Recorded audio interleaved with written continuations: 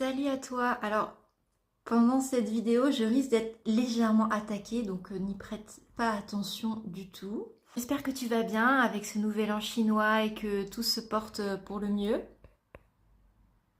Je pense que oui. Alors, je faisais cette petite vidéo avec toi pour te partager une histoire de Reiki, comme la dernière fois, une anecdote qui restera bien entendu anonyme.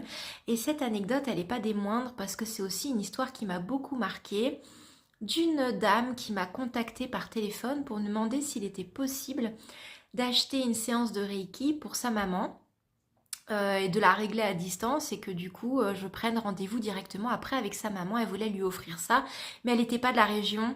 Elle était, je sais plus, elle était dans une grande ville à plusieurs heures de route. Donc elle m'explique par téléphone qu'elle voulait offrir un petit peu une séance énergétique, un petit peu de bien-être à sa maman parce qu'elle soupçonnait euh, des violences conjugales qu'elle subissait en silence, qu'elle n'osait pas dire et parler depuis probablement des années. Sa fille avait aucune preuve, mais voilà, juste un ressenti, une intuition, et elle a voulu prendre les devants pour offrir ce moment à sa maman. J'accueille sa maman le jour J pour faire sa séance de Reiki, je l'installe sur la table, je lui explique un peu ce qu'est le Reiki, elle commence à s'installer, je prépare la salle, l'ambiance, et je lui fais la séance.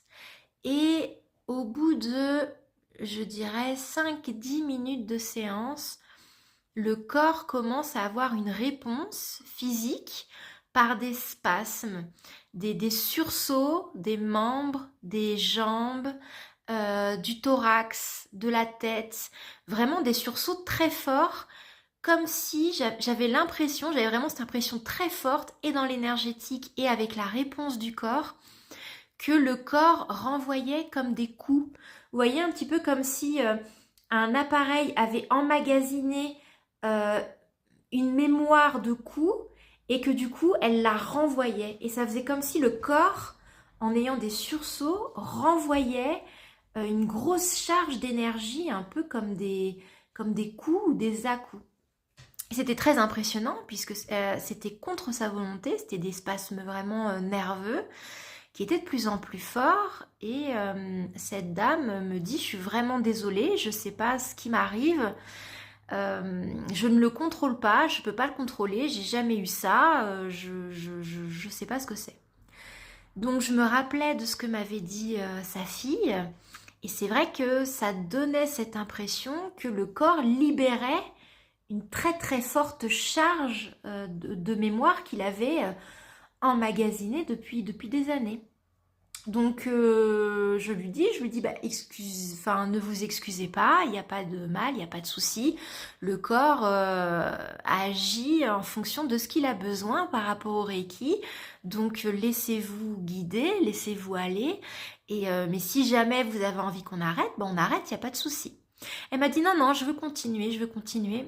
Et pendant 1 heure, il y a eu tous ces spasmes plus ou moins forts qui au fur et à mesure de la séance s'est diminué, s'est relâché et, et s'est arrêté. Donc on a terminé la séance. Elle était un peu sidérée de ce qu'elle avait vécu. Donc elle m'en a reparlé à la fin en s'excusant qu'elle comprenait pas, qu'elle pouvait pas tenir en place, etc. Et voilà, je l'ai rassurée, bien évidemment. Je lui ai dit qu'il n'y avait aucun problème, que c'était tout à fait normal et naturel, que c'était une réponse au Reiki pour justement libérer ce qu'il y avait à libérer sans rentrer dans les détails. Elle a été très contente de la séance. Bien évidemment, je pense qu'après, elle était très fatiguée. J'ai eu des retours après de sa fille qui m'avait rappelé pour me dire que sa maman avait adoré, que ça lui avait fait beaucoup de bien, mais qu'elle avait été extrêmement fatiguée les jours qu'on suivit.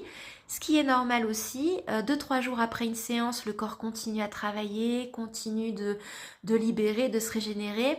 Là, dans le cas de spasmes et de très forts à-coups nerveux, enfin je ne sais pas si c'était nerveux, mais en tout cas le corps répondait, donc les muscles, le système nerveux, ça a dû déployer énormément aussi d'énergie et le corps a eu besoin de se ressourcer, de se régénérer, je pense après. Donc je pense que ça peut expliquer en partie cette fatigue si elle n'a pas été non plus, je pense, peut-être due aussi à de l'émotionnel qui a été libéré ou quelque chose comme ça. Mais bon, en tout cas, j'ai rassuré sa fille que c'était normal, c'est très connu, 2 à 3 jours après le Reiki, le corps continue à travailler, donc voilà, faut boire plus d'eau que d'habitude et accueillir ce qui vient. Ça a été une très très belle expérience parce que euh, cette dame a été d'une douceur incroyable, d'un lâcher-prise incroyable et beaucoup beaucoup de choses ont été libérées. Et j'espère que ça a continué par la suite à libérer certaines choses, à avoir certaines révélations, certains déclics, peut-être aussi une parole qui se libère. En tout cas, voilà, je tenais à te partager cette histoire parce que malgré ce qu'elle montre, que les gens cachent parfois dans leur vie, qui peut être, qui peut avoir une certaine gravité, et ben même dans ce moment-là, ça a été un moment de libération, un moment de douceur qu'on a partagé avec cette dame, où je suis sûre qu'elle a eu des déclics et des révélations qui n'ont pu que aller de mieux en mieux, surtout que sa fille était là, elle n'était pas toute seule. Donc voilà, ça reste un moment de beauté dans cet événement-là que je tenais à te partager. Et puis, bah, il y en aura d'autres. Allez, passe une bonne journée.